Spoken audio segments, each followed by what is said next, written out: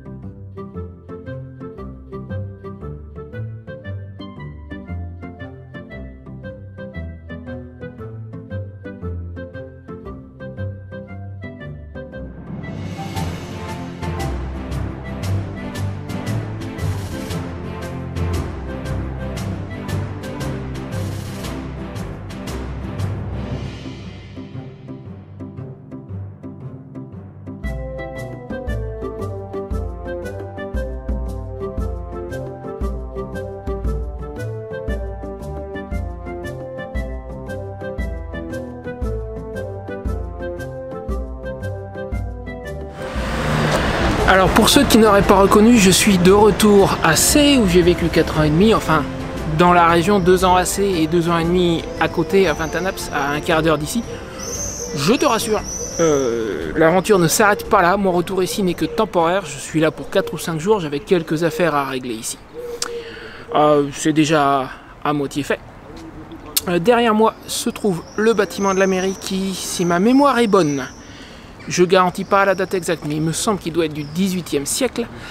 Il a été construit spécifiquement à côté de la cathédrale, que tu ne vois pas parce que malheureusement sans ça je serai à contre-jour, elle est juste derrière, tu l'as aperçu il y a un instant. Excuse-moi. Donc il a été construit spécifiquement juste à côté de la cathédrale pour contrebalancer le pouvoir de l'église et affirmer le pouvoir de la République. Il n'a pas été construit là par hasard. D'ailleurs, juste rapidement, je vais peut-être devoir bouger parce qu'il y a une voiture qui va vouloir partir, tu vois. La cathédrale se trouve ici. Je pense que je vais me décaler, je te retrouve dans un instant.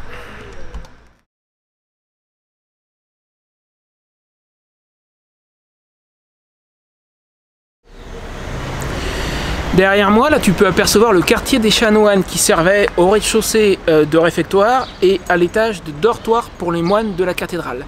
Cathédrale qui, au passage, date la structure actuelle du XIIIe siècle, mais c'est en fait la 5e structure catholique sur cet emplacement. Tu vois ça, cette borne là, si tu viens par ici, en particulier en Normandie, mais à d'autres endroits aussi, tu vas en voir. Alors, pas forcément tout aussi clinquante que celle-là. Celle-là, je pense qu'elle a dû être restaurée il y a quelques années. Mais tu vas en voir ici ou là, notamment sur les routes. C'est une borne de la liberté. Elle commémore les points de passage des Alliés depuis le débarquement sur leur route pour aller libérer Paris. Alors si tu en vois une, moi je te fais une suggestion. Après tu fais comme tu sens, mais moi je te suggère de t'arrêter pour prendre une photo déjà, puis pour dire merci aussi. Le palais d'Argentré, construit peu de temps avant la Révolution 1778-1786 par l'évêque du même nom. Et son jardin qui se trouve juste à côté où on va aller faire un petit tour et un rayon de soleil. Non mais t'as vu ça? C'est pas un miracle mais presque. Attention. Eh oui, j'ai pas assez de mains comme d'habitude. Alors malheureusement il est fermé. Je n'ai pas pu le visiter non plus par le passé. Ma première année ici, ou la deuxième, je ne sais plus. Il devait y avoir une visite organisée à l'occasion du festival Pierre en Lumière. Et malheureusement la visite a été annulée à cause des risques d'attentats à l'époque. Donc je ne saurais pas te dire à quoi il ressemble à l'intérieur. Je n'y suis point rentré. Sur ce, le jardin, par là.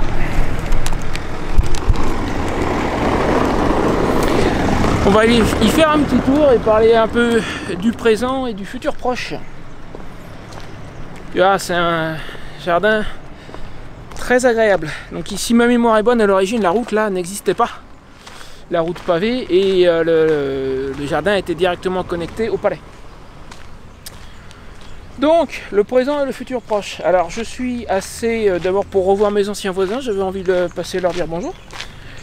Et puis, pour régler quelques affaires, il fallait que j'aille à la mairie de Vingt-Anaps, ma dernière commune. J'ai vécu 2 ans dans un HLM ici à C. On aura peut-être l'occasion de passer devant tout à l'heure, je sais pas. Et 2 ans et demi à Vingt-Anaps, qui est à mi-chemin entre C et Alençon, à un quart d'heure d'ici. Donc, quand je suis parti, je me suis inscrit au CCAS de mon ancienne commune, le Centre d'Action Sociale, de manière à avoir une adresse qui soit reconnue par l'administration. Ma boîte postale, l'administration française, ils n'en veulent pas. Et donc il faut récupérer le courrier régulièrement. Donc il y a quelques mois, j'ai envoyé un ami pour qu'il le fasse à ma place. Et puis là, je suis allé récupérer mon courrier moi-même. Autrement, je risquerais à terme d'être radié. Donc ça c'est fait. Alors, il fallait que je trouve un endroit pour faire ma vidange. Je suis allé la faire ce matin, j'en reviens. C'était il y a 2 heures chez le même ami qui m'a aidé à remettre la moto en état. Donc la vidange c'est fait parce que mine de rien j'avais fait une vidange quelques jours avant de larguer l'appartement. Sur cette machine c'est une vidange tous les 6000 km. Et ben les 6000 je les ai fait. Je suis parti à la veille, j'ai noté sur mon téléphone quand j'ai fait la dernière vidange 39 200 km. Et là je suis arrivé ici 45 300 quelque chose. Donc 6100 km, il était temps d'en refaire une. Bon lui il était propre, ce qui veut dire que c'est un signe d'un moteur en bonne santé. Donc de ce côté là c'est plutôt rassurant au niveau de l'état du moteur. Ça c'est très bien. Donc ça c'est fait.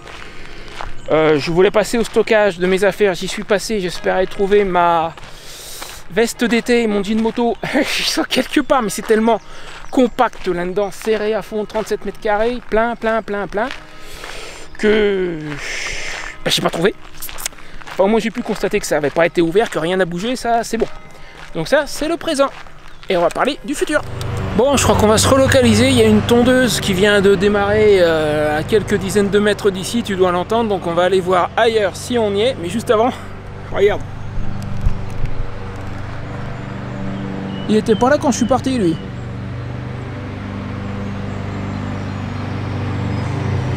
Alors, il y a quelqu'un qui a laissé son numéro dessus en marquant appelle-moi. Je vais essayer de flouter, je sais pas, pour pas laisser le numéro quand même parce que c'est douteux. Allez, je vais te montrer un autre.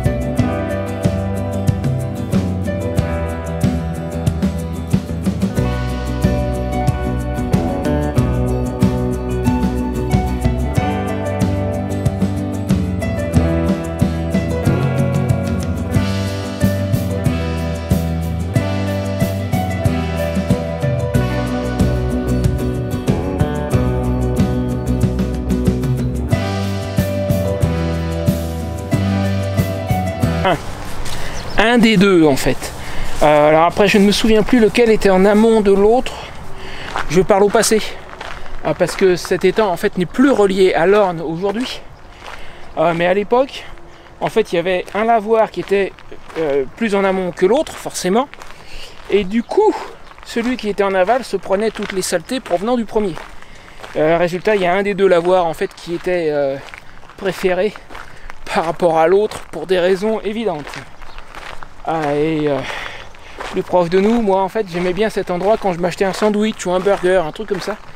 T'as vu, il y a des tables ici, comme celle-ci. J'aimais bien venir le manger là en fait.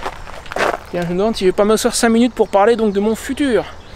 Et il y a un bruit, peut-être une débroussailleuse, un truc comme ça, j'espère qu'il te gênera pas trop. Donne-moi un instant.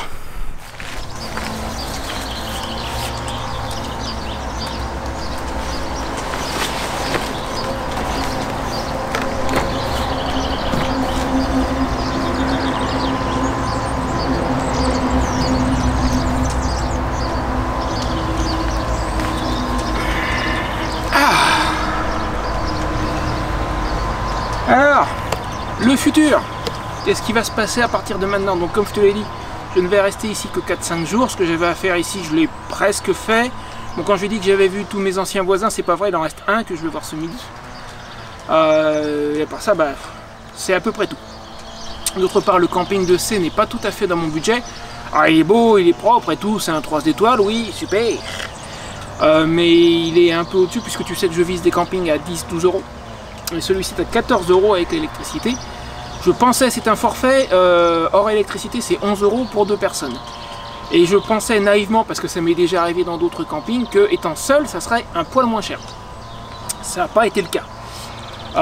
Donc je paye le forfait 2 personnes à 11 euros, bien qu'étant tout seul, plus 3 euros d'électricité, ça fait 14. Donc c'est un poil au-dessus de mon budget, je ne vais pas rester très très longtemps. Et de toute façon, voilà, quelques jours ici, ça me suffit. Pour la suite. Je vais aller passer une semaine 10 jours chez ma soeur qui est dans le Loiret, dans le nord du 45. Et après j'ai été invité en Suisse. Salut Nico, si tu regardes ceci, oui je sais, tu m'as dit tu les regardes toutes, donc forcément tu vas voir celle-ci. Donc j'ai été invité chez Nico de la chaîne Nico Brico Maker. Ça y est, ce coup-ci j'ai retenu le 3e mot, t'as vu. Il vit près de Lausanne, en Suisse. Alors actuellement tu vas peut-être te poser la question, est-ce que je peux ne serait-ce qu'y aller? La réponse c'est oui et non. Pour l'instant je peux. Quand il m'a invité, la première fois c'était il y a peut-être 2 mois de ça je pense, j'ai regardé les conditions pour entrer en Suisse, ça me paraissait douteux. Il y a un mois j'ai regardé à nouveau, et là il était question uniquement de... Désolé, ça c'était un klaxon. Il était question uniquement d'un test PCR négatif si tu proviens de certaines régions de France. Je parle d'un accès par la route, je pars pas par avion, évidemment j'y vais avec la moto, on est bien d'accord. D'autant que Nico de toute façon est motard et il a prévu de me faire visiter la région à moto. Donc il y a un mois de ça, il était question d'un test PCR négatif uniquement si tu proviens de certaines régions. Donc je m'étais dit je stationne pas dans ces régions là et c'est bon. D'autant que le coût du test PCR, alors pour l'instant en France il est gratuit. C'est pas la question de, c'est pas une question de budget, mais déjà j'ai horreur qu'on me touche, alors m'enfoncer ce truc dans le nez, niet. Il faudrait vraiment que j'ai strictement aucun autre choix pour accepter de le faire. À un moment j'avais pensé peut-être, parce que quand même le coût de l'invitation en Suisse, c'est vrai, ça fait envie, puis je vais faire des super vidéos là-bas et je vais rencontrer un mec qui a l'air très sympathique, on s'est déjà parlé en direct 2-3 fois. Donc je me disais peut-être que je supporterais le truc quand même. Bon, mais il y a un mois je m'étais rendu compte que je peux passer outre la question du test PCR. À présent, pour les arriver par la route, j'ai regardé à nouveau il y a 4-5 jours, il n'est plus question de test PCR, point, tu y vas, libre circulation, pas de problème. Maintenant, quand j'ai dit tout à l'heure je peux y aller oui et non, c'est que pour l'instant c'est oui. D'ici une quinzaine de jours quand je vais y aller, est-ce que les conditions n'auront pas changé? Ça j'en sais rien, ça peut changer du jour au lendemain. Donc, on attend et on voit ce qui se passe. Normalement il est prévu que je sois chez lui le 21, c'est ce qu'il m'a proposé pour 4 jours. Donc on va espérer que les conditions pour l'arrivée par la route, encore une fois, ne changent pas.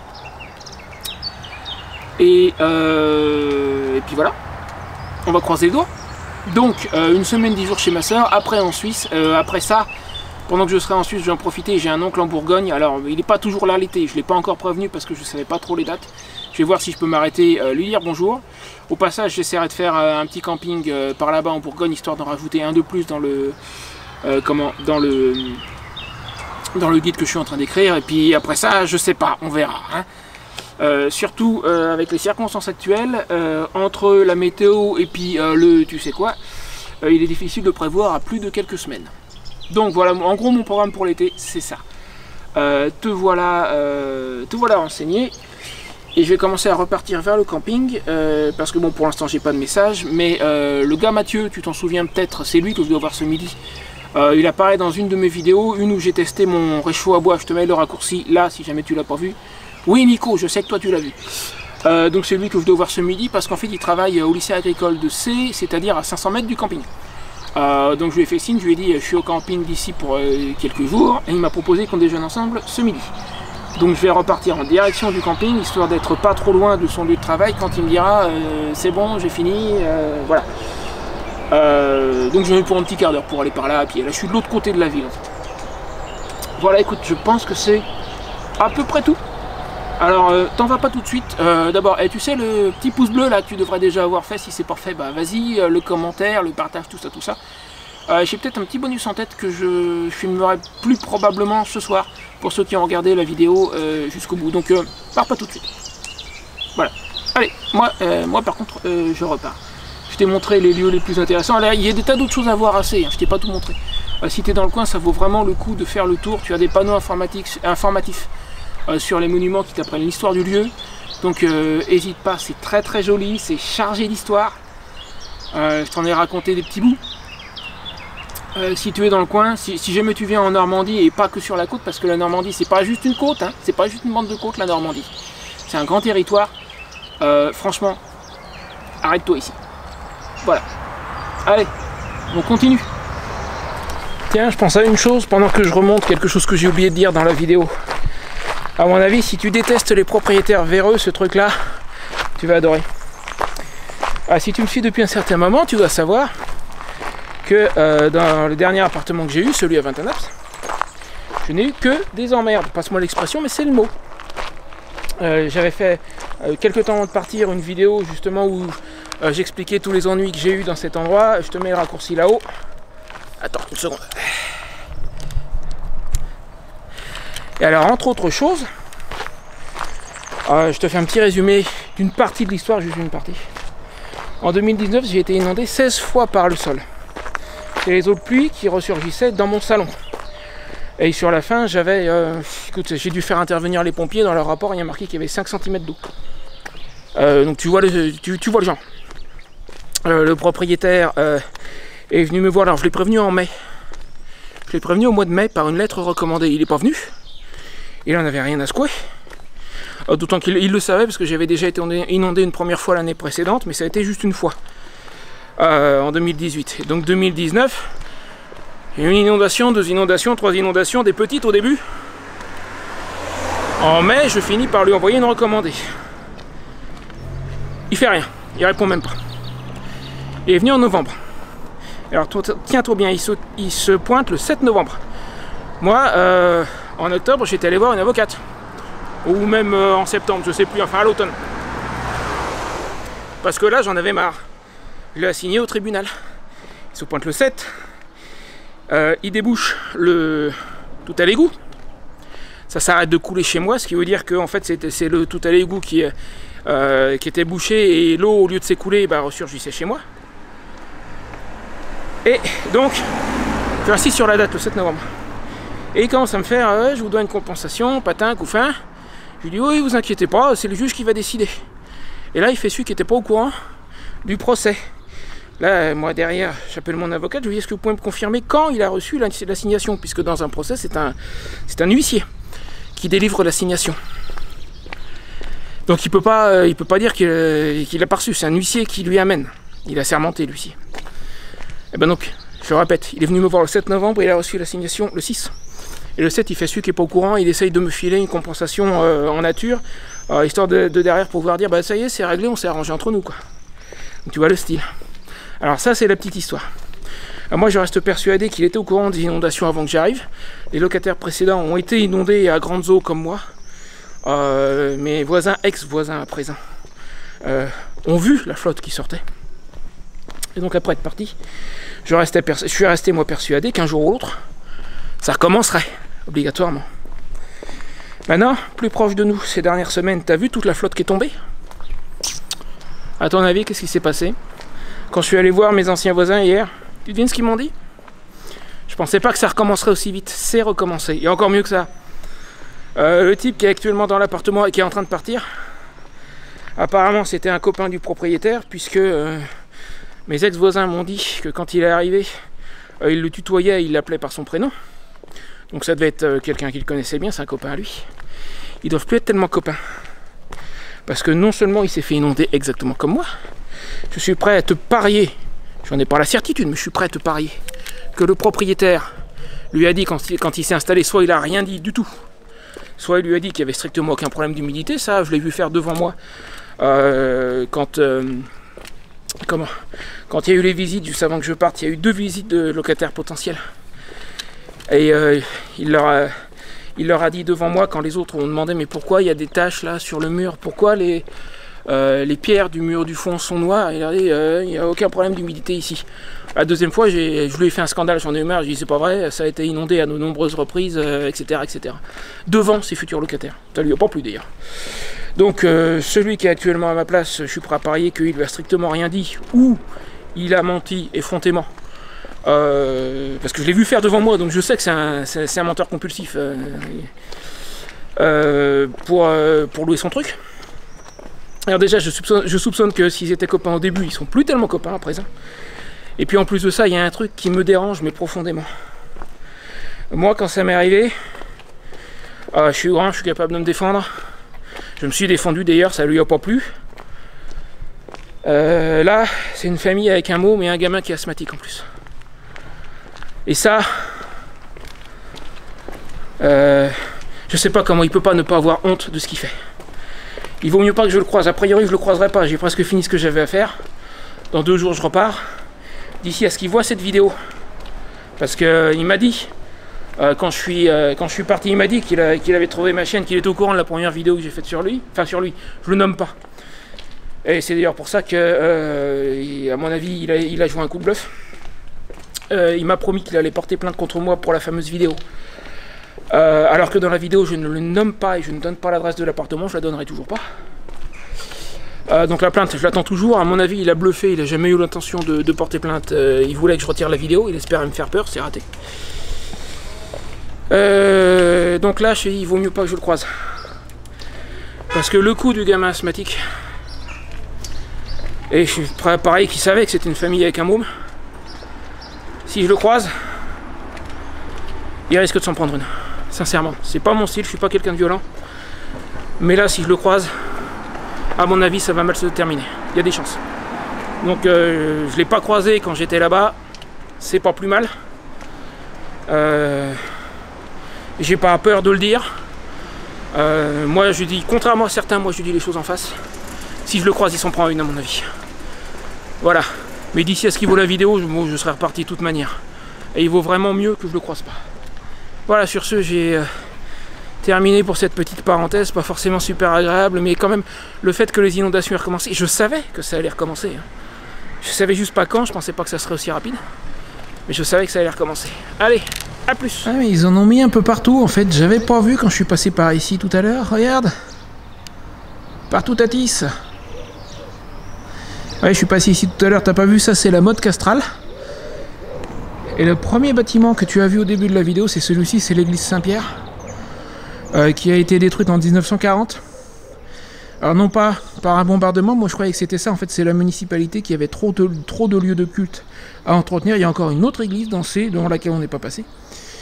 Donc là il y a la mode castrale, et j'avais pas fait gaffe que sur la mode castrale, là, ils ont mis nos ancêtres les Gaulois. Donc il n'y a pas que Titeuf, il y en a d'autres un peu partout dans ces. Moi c'est sympa.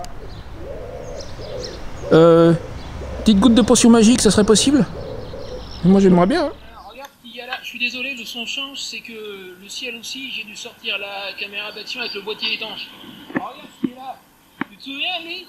Je te disais que j'avais testé mon réchaud à bois avec lui.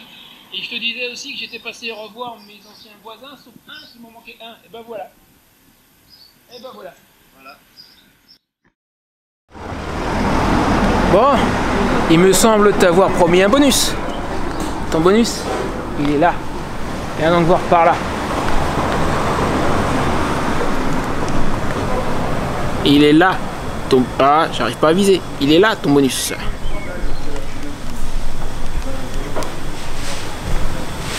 C'est pas très compliqué. Si tu veux des bons burgers et des vraies frites faites maison, tu viens ici, Friterie Martine, dans le centre-ville de C.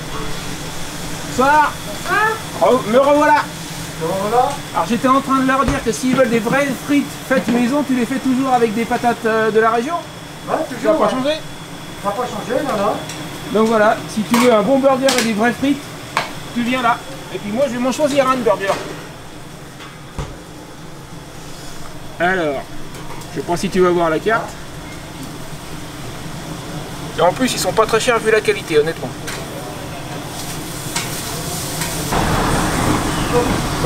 J'aurais bien le maison avec de la moutarde moi. Ouais. J'aimerais bien ça. Ouais. Il n'y a pas que des burgers. Hein. Moi j'ai dit burgers par réflexe, mais il n'y a pas que ça.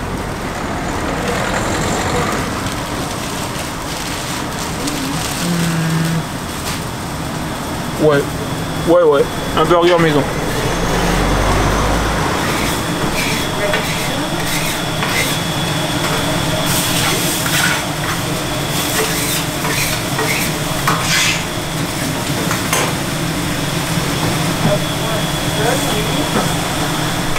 De toute façon, ça te fait de la pub. Ça fait de la pub, voilà.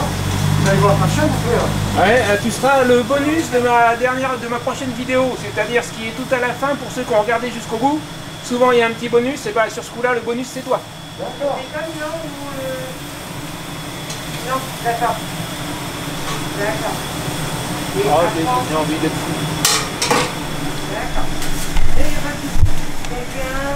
Eh. Je me lâche, je le fais en version double.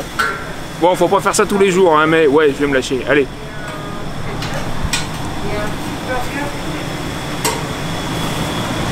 Regarde-moi ça, si c'est pas beau ce qu'on fait là. Enfin, celui-là, il est pas pour moi, mais c'est joli quand même. Ça a l'air, ça donne faim. Avec les nuggets. Ah, les fameuses frites. Avec cette maison. Ouais. T'as vu maintenant, on fait le steak haché maison. Ah, ouais, oh, dis donc, t'as la machine là-bas, oui, j'avais pas vu. Ouais. T'as la machine à faire les steaks cachés. Ouais. Waouh.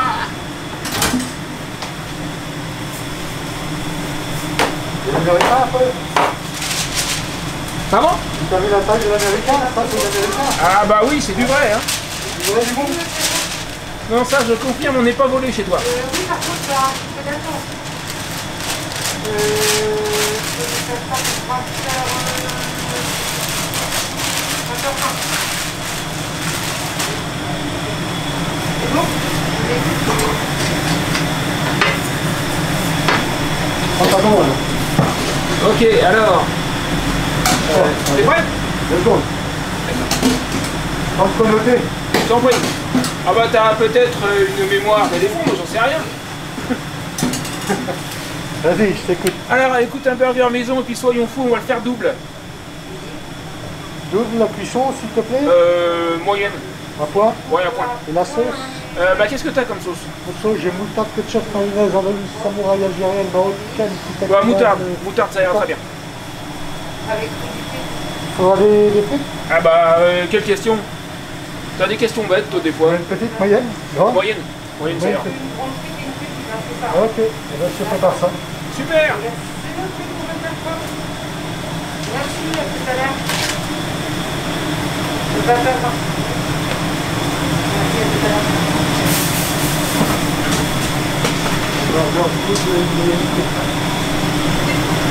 C'est là, bonjour. Oui, alors plus 2 burgers.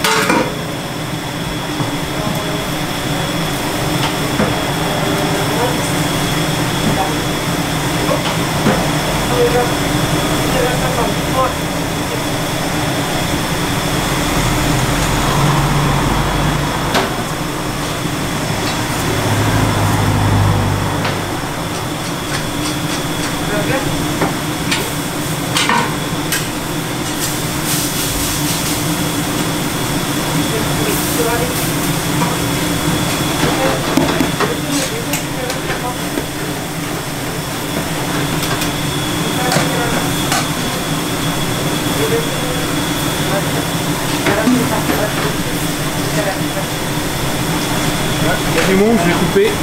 Je reprendrai quand il sera prêt. Merci, bonne soirée.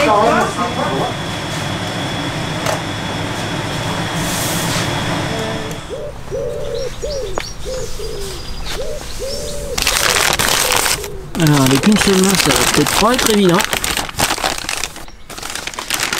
En plus c'est chaud. c'est chaud, chaud, chaud. Ça c'est fait. Et voilà le burger.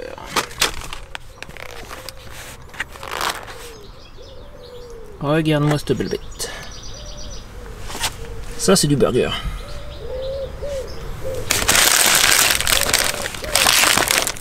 Je le referme pour garder au chaud temporairement.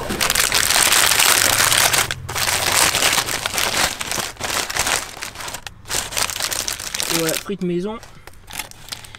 Et alors, compare avec la taille de ma main, ça c'est ce qu'il appelle moyenne. Hein. Ouh, ça c'est de la frite.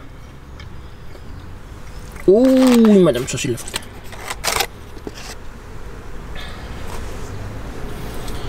Et donc, friterie Martine dans le centre-ville de C.